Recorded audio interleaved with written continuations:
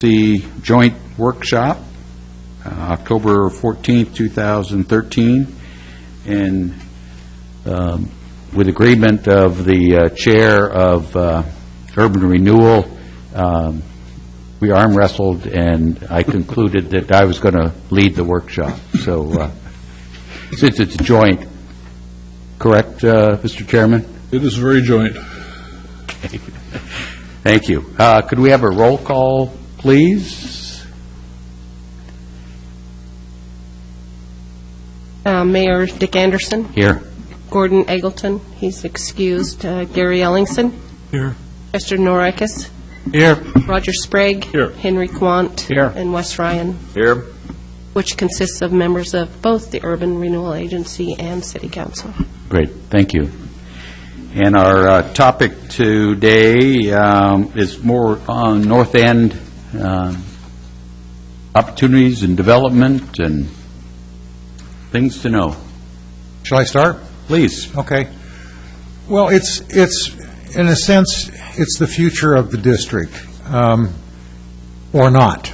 And we have some serious infrastructure issues before we see any substantial development in the north end of Lincoln City.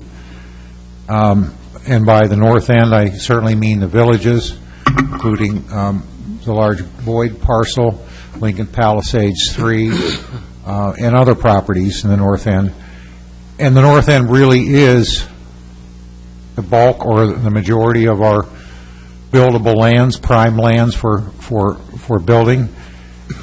The impediments are substantial. The first thing that has to happen before some of these developments can even pull a building permit for one home are West Devils Lake Road lift station needs an upgrade. It's right at capacity, maybe a few more taps on it, but we're not going to let one of the major developments start until this is resolved, and that's probably a $1.5 million investment with a force main that may or may not be included in that price. The prior developer of the villages did a design on this, and it has a cost estimate of $1 million for that. That's done by a private party. When the city does it, there's BOLI involved in it, which raises the price because of prevailing wages, and so on. And the design's old enough that we would have to go back through DEQ, have the design reviewed again, et cetera, and bid it, and then see what we'd get. Part of that cost is going to be borne by the city because it's a replacement and an upgrade. And so the replacement is going to be borne by the city, but whoever wants to pull the building permit is going to have to advance that money and get recovery through lower SDCs. So that's a major impediment. If you want to build 10 or 15 homes, that's really in the way. And again, I mentioned the force main. The water pump station, when we built the new 4.2 million gallon reservoir at Port Lane, there was a little pump station there. We replaced that, and the pump station has two different pumping capacities. One is for what's already developed in Rhodes End and Lincoln Palisades. The other was for the expansion into Rock Creek Village, including the Boyd parcel. There's $400,000 or $500,000 that somebody's going to have to pay us in order to get a building permit.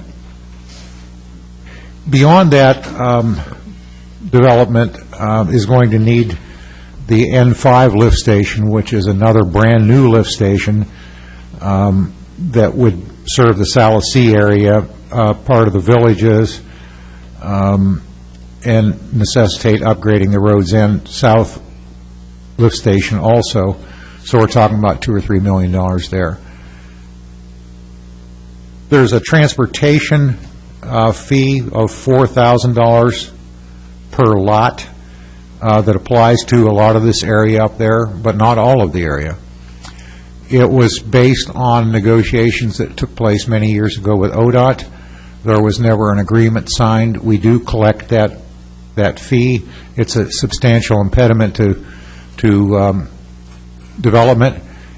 A single-family building permit along with this fee, that includes this fee, is somewhere in the neighborhood of $20,000. So there's some real impediments in the north end of Lincoln City to development. There's really three alternatives that I wanted you to look at, maybe four. One is just go with the current course, and every time somebody comes in and wishes to develop, they're going to be made aware of what they have to do, and they'll either do it or they won't do it. The second alternative, and the reason for this meeting, second, third, and fourth alternatives, would be to use all of the uncommitted funding in urban renewal that will remain after the undergrounding and the sewer project, and anything else that's committed to fund the West Devils Lake Road pump station upgrade. We don't know when we can know for sure how much is left over until we bid a couple more projects. One, the signalization that goes along with the undergrounding project and the undergrounding project itself, and then finally the bills from CenturyLink and Pacific Power for stringing wire. So I may have misspoken in my memo here, because in order to get some hard numbers on that, we're probably out a little bit further than I thought.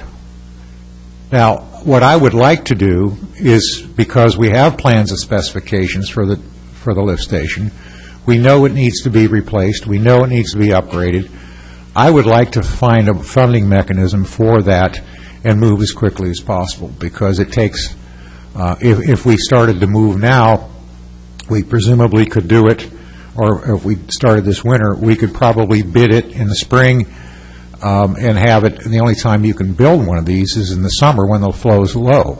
And otherwise, we're waiting another year, delaying development another year. So timing would be difficult under option 2. Maybe not impossible, but difficult.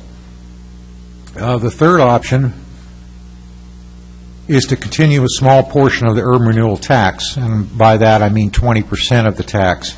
Now, let me say right off the bat that would not affect a property owner's payment of tax. It just shifts from one entity to another. When the urban renewal tax ends, it goes to the city, the county, the school district, the fire district, et cetera. And we've given you information on how much that 20% tax would change that equation. I don't believe also that it affects the school district budget, because I believe that is taken up by the state. I can't say that for sure, and that's, if you want to consider this option, we need to nail that down. So we would also expand the district. I think we can expand the district by 120 acres into those areas that are most likely to develop first. That means when they get built, we get the tax increment. So the improvements would apply to the entire north area. The district, if it was expanded, would only, it wouldn't matter to a property owner then if they were in or out of the district. Only we would pick the ones that we think would develop first to get the increment. And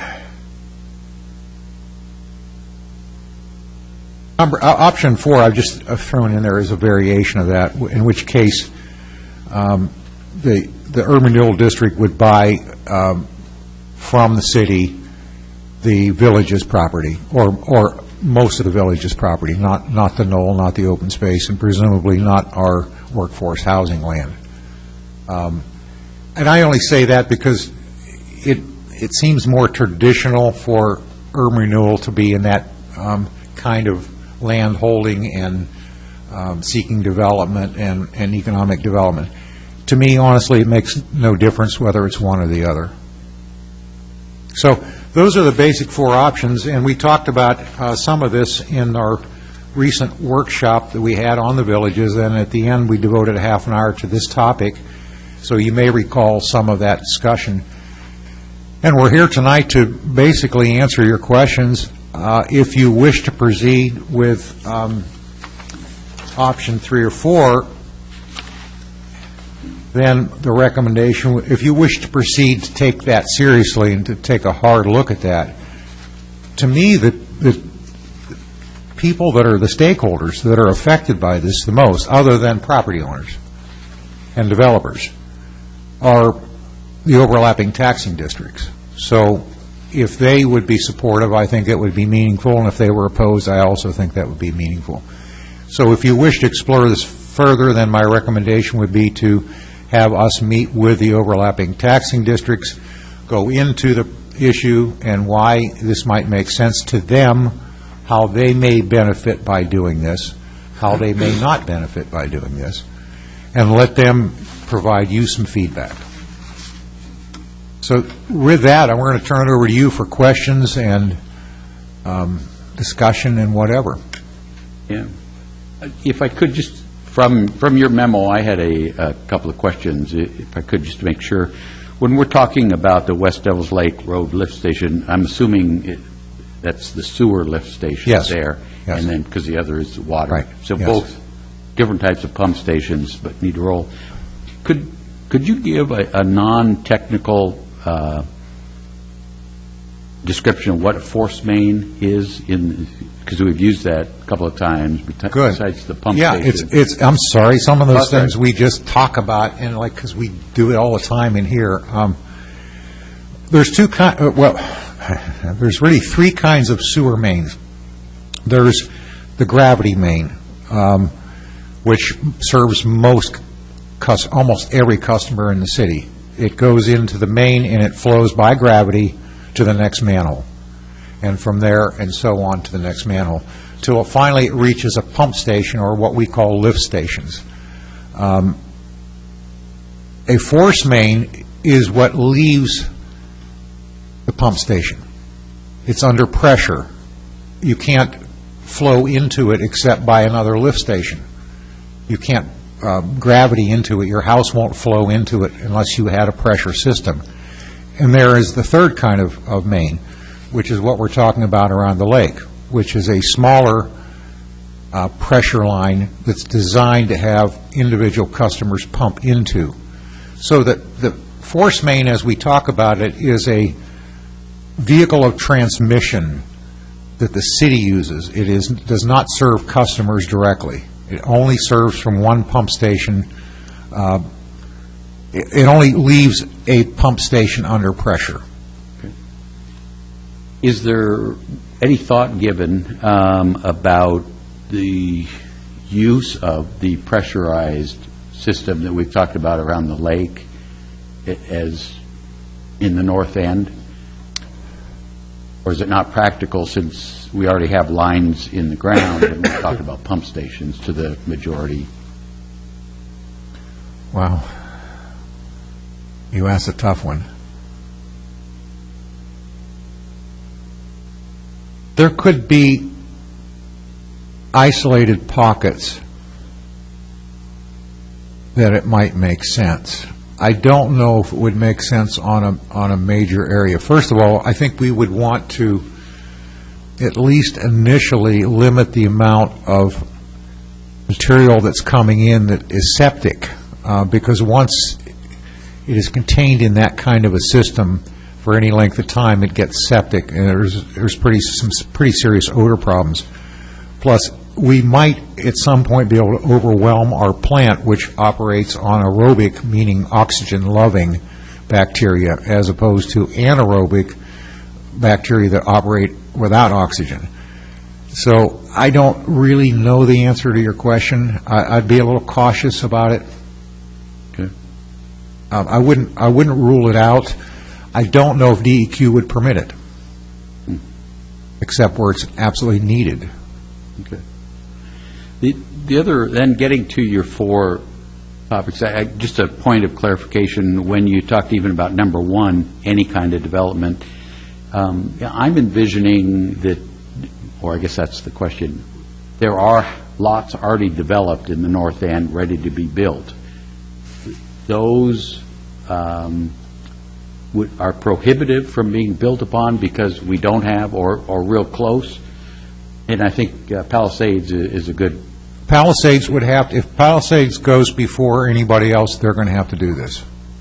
We need to do the pump stations and everything, needs this kind of enhancement. So Well, I guess what I want to make sure is that we're not just looking at the villages, No. that it's a broader touch and already developed lots that are precluded from development of a house or construction of a house. Right.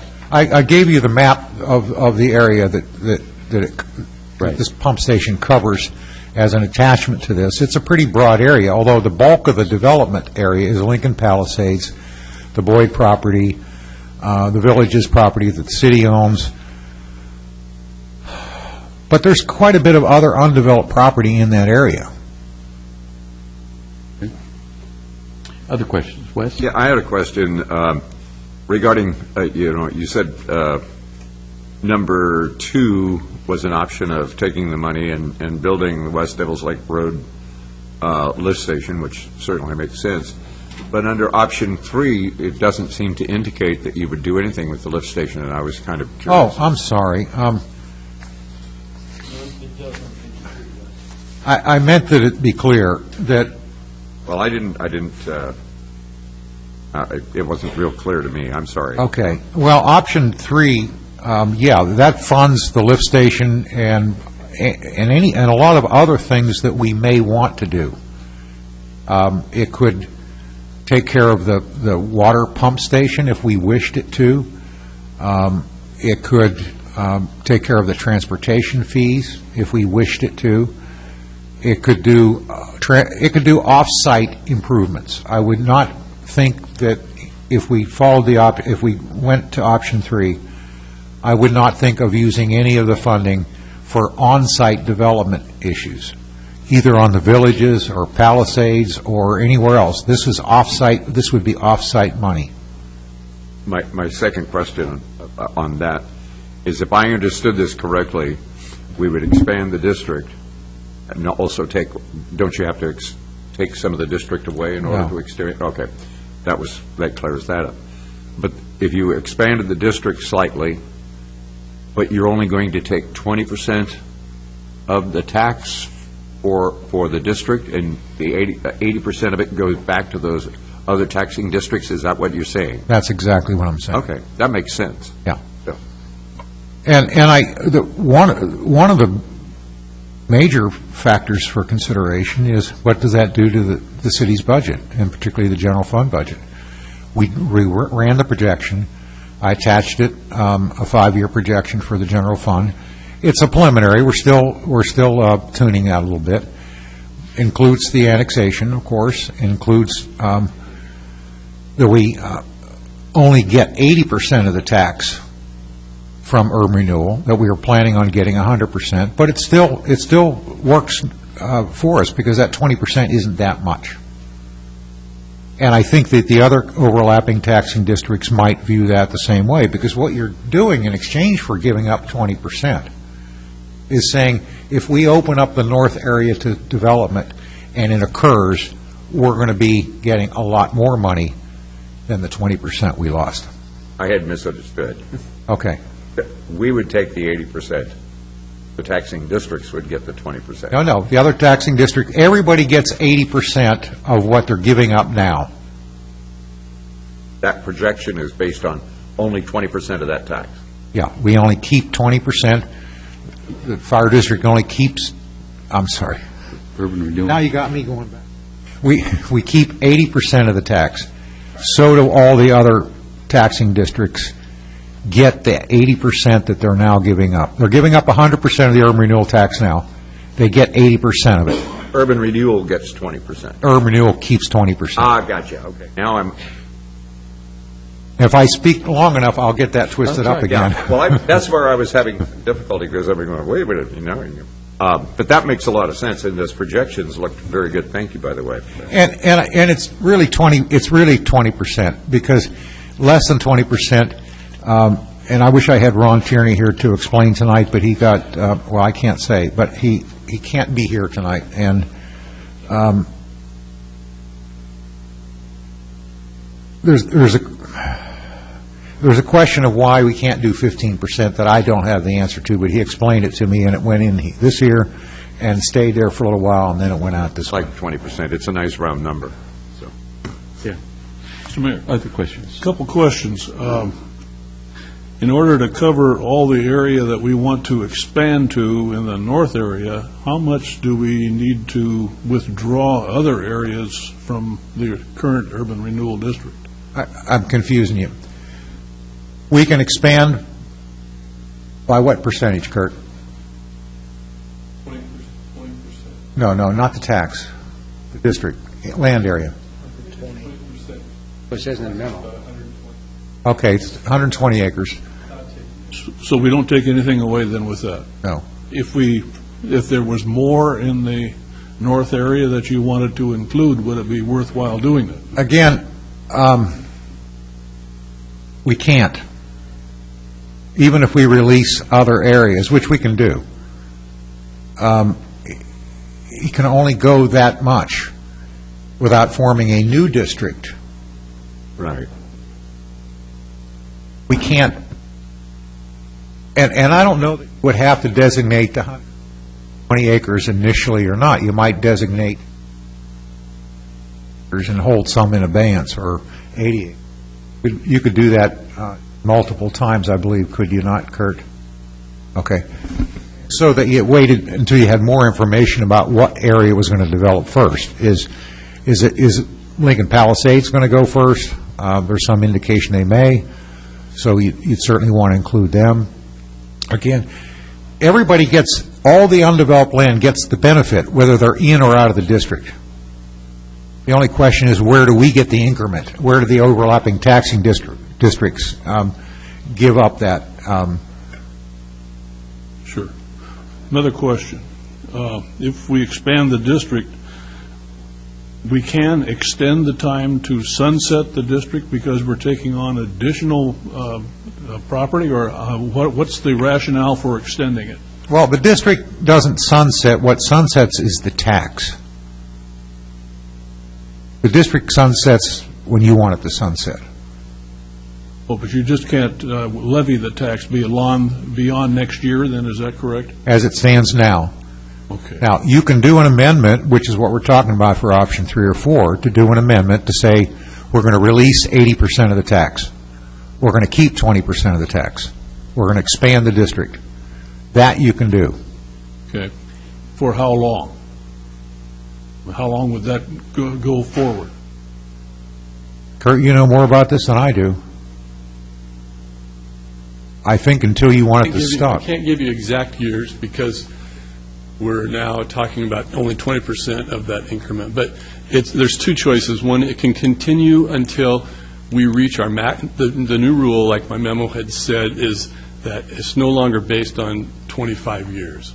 After the Shiloh initiatives and Measure 50, they said the new rule is you can go until you reach your maximum indebtedness. So we could go until we reach $43 million.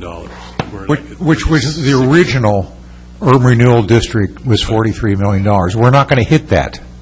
So this would just allow us to get to that original amount. And what's the difference between where we would be now if we went to the 43?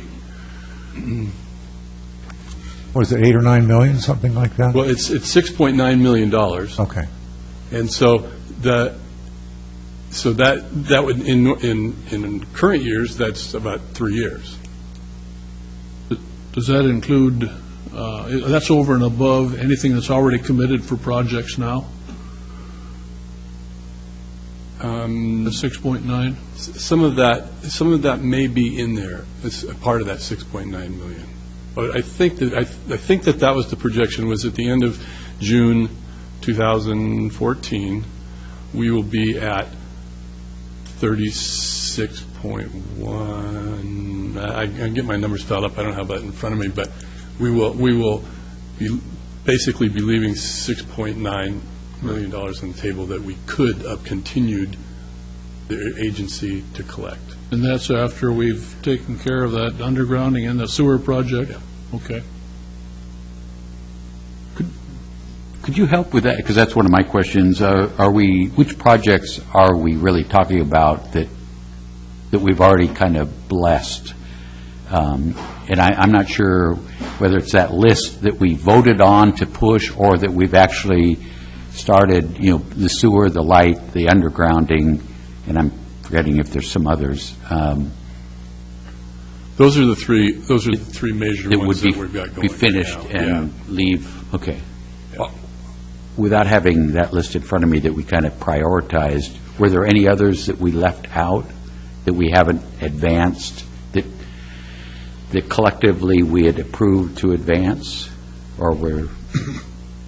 Well, there's land purchase, for example. Oh, yeah, okay, so we talked about some land purchases, but. And there's economic development and those sorts of things that aren't really specific, but those are the ones that we've come to you and said, these are the ones we've talked about in the past, do you want to move them forward? Okay.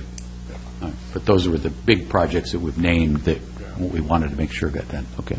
But those are included then, we would still have the 6.9 or whatever that number is, even including those projects as well? Correct, that's my understanding, is that the 6.9 would be in excess of finishing those projects that we already just talked identified. about. Okay. And part of the reason we didn't hit our projection was, one, the economy didn't hit the numbers, and then also a major chunk of very valuable land was removed from our district when the tribal land was put into trust.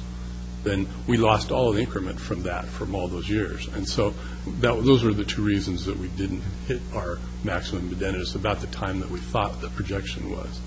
The second way that we can continue the district is if you determine that you need more than $6.9 million to do these projects that you want to do with urban renewal dollars, then through amendments you can up that maximum indebtedness to a new number and continue on until you hit a new number.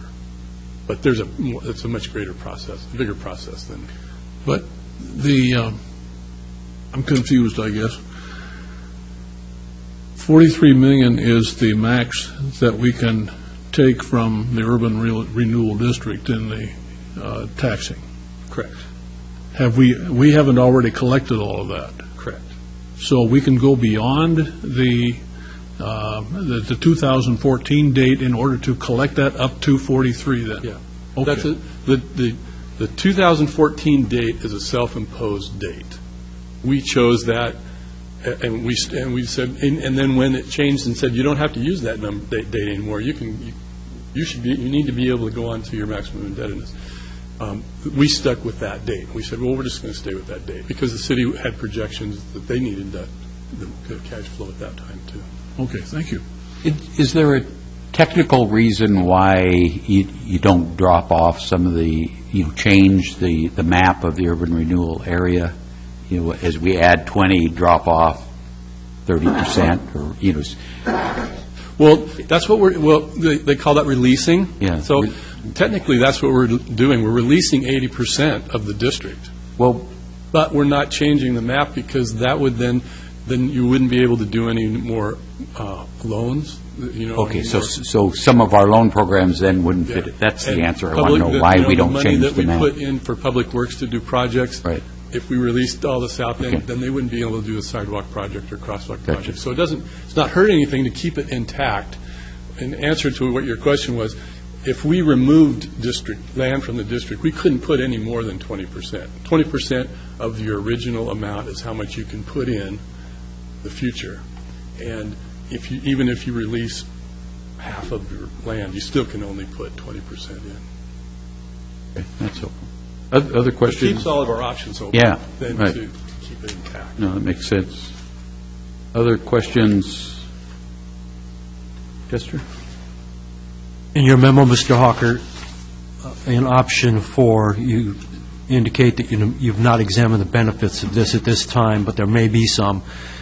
Is there more research that can be done to determine if there are, in fact, benefits for, in effect, selling the property to urban renewal? Yeah, well, I mean, it's certainly worth poking around in that to see if there are, because just because I can't think of any particular benefits doesn't mean there aren't any. No, I understand. I'd appreciate some poking around. I'd be happy to too.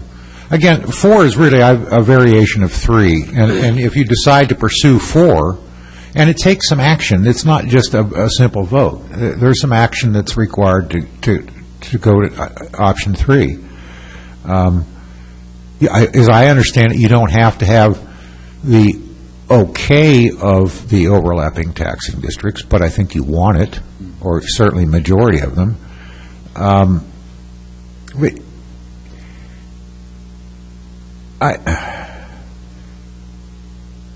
I guess I just have to work through that option 4 and ask various people what that would do for us. I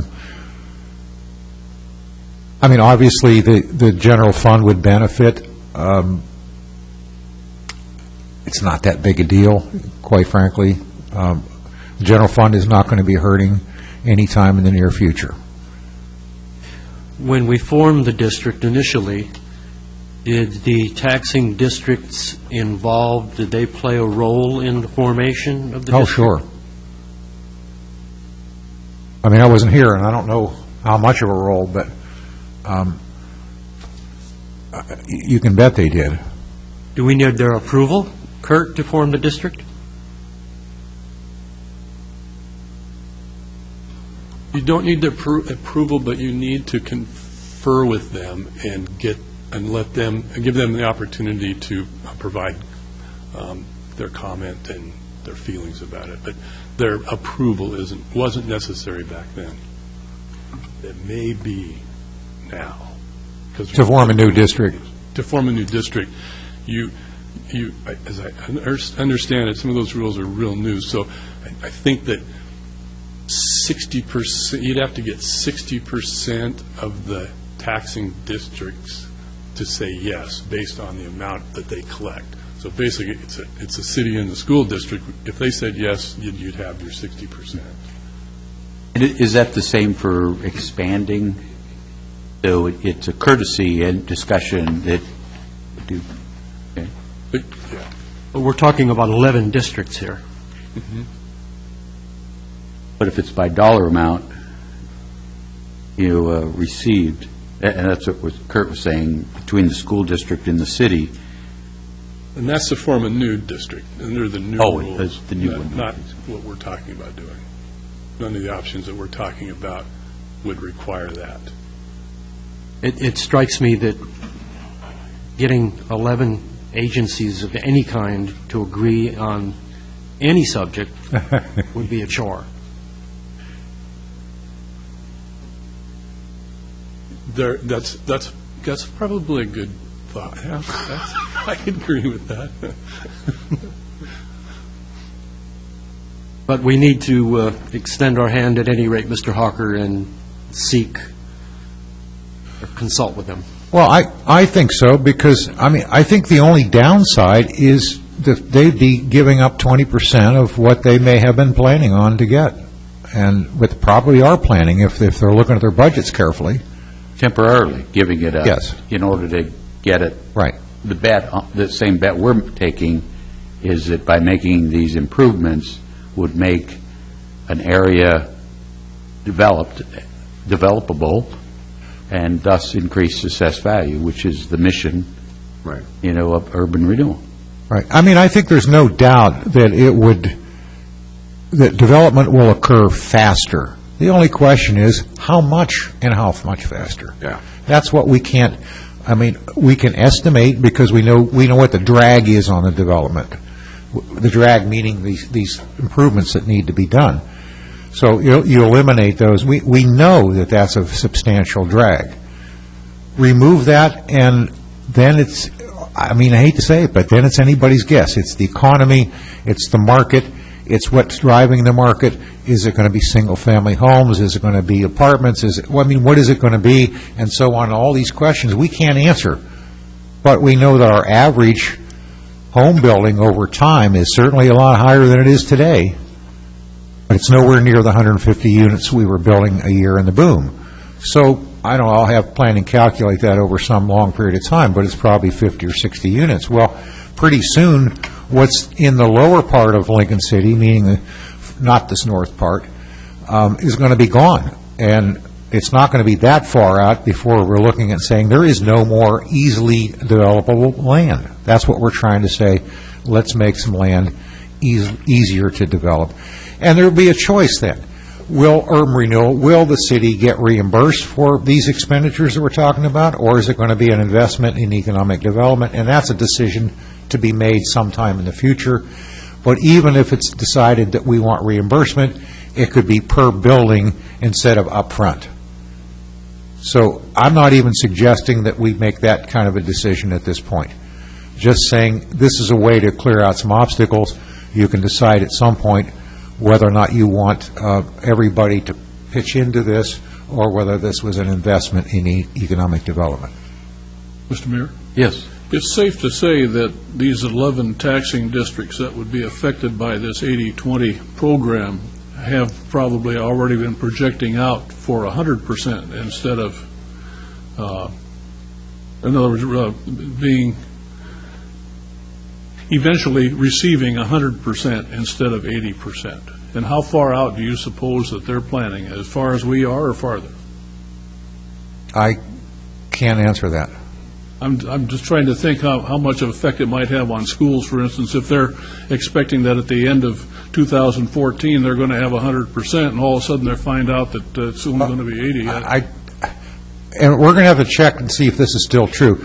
I don't believe it affects the schools at all, because it's a state formula, and the state pays the difference. Oh, okay. But that's dated information, and I don't know if that's still true or not. So we will get you that answer. Okay. And the school district will certainly know. All right. And they're obviously the major player in this. That was my thought. Yeah. And I apologize for not having that piece of information tonight. It's just there's been so much. Other questions, clarifications? Mr. Rucker, could I go back to why we're even here and having this discussion? And it gets back to the previous workshop where we identified, kind of the inhibitants to developing the villages at that time and what would be needed. So I'm back to our number one item of, do nothing. And I guess I want to make sure I have it in my own mind that by doing nothing, then as a builder, since there really isn't raw ground available other than what the city now owns in the villages, but even with that, any kind of amount of construction in past 1 or 2, I'm assuming these infrastructure, pump stations, sewer pumps, water pumps need to take place. Well, each has its own area, and the areas are different. They're different for water than they are for the sewer. The sewer has the broadest area. Okay. Of negative impact, if that pump stations don't occur, we're going to be real limited to what kind of permit we'll allow in the north end. Yeah, and it's not just our choice, and it's not that we can choose to take a risk of saying, yeah, allow another 50 taps to go into that. It's DEQ's choice, too. I mean, we can only go so far. If we can prove that there's a little bit of capacity, we might be able to issue 10 or 20 building permits. Do we have any kind of feel of if it's, 5 or 20? Well, it's not more than that. Okay. Okay, and we'd have to do some more flow testing and so on to figure out whether there's any. So then the option would be for a builder when we reach that number, couldn't build another house unless these stations were improved, and we'd be pushing to them to get it done. I mean, right now, if Lincoln Palisades wants to go first, they're going to have to do this. They're going to have to make these improvements. Which means these dollars and configuration that we've spoken about this evening would be on the back of a developer. Right. Who, of course, is going to build it in the price, and he'd get reimbursed through... Well, some of it, the part that is replacement, he could get reimbursed through SDC reduction. The part that is capacity building, we can now allocate that to a recovery system where he can get that from the next builder, if that occurs within a certain period of time. But they're going to have to front the money. Now, with the water pump, we have more options because it's done. It's in the ground. It works. We advanced it. So we can take that in a lump sum, or we can take that per building permit or in clumps or whatever we want to do. We've made that investment. Okay. But it's my intention that we get reimbursed for that. That's out of the water fund. Right. It's not out of the general fund. I don't believe we have discretion to just forgive it. It's going to be paid by the builders. It's going to be paid by our renewal. It's going to be paid by somebody because it's part of our business enterprise water system. Okay. Okay. Other discussion. So help as we come down, time remaining. I guess the question is a sense of the two agencies, council and agencies, is where,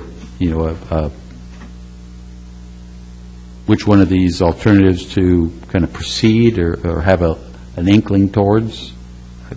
Would that be the next level of discussion to provide direction, or? Yeah, again, if you wish to seriously consider this, my recommendation is you hear from the overlapping taxing districts. Because if it's going to hurt them, and they don't want to take the risk, they don't want to say, we think we'll win out big time in the long run, and we're willing to give up a few bucks now.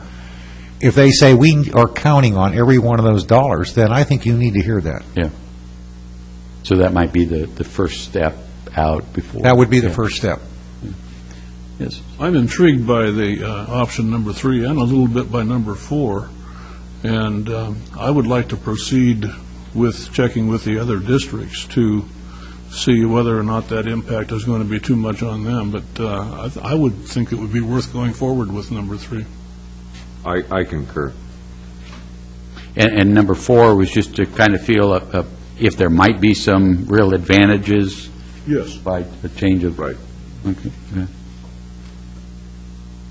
Number 3. You're a number 3 guy, kind of just. Number 3, I think is the best way to go. Give it, take down the price of the lots and things like that, and then get the builders coming back in.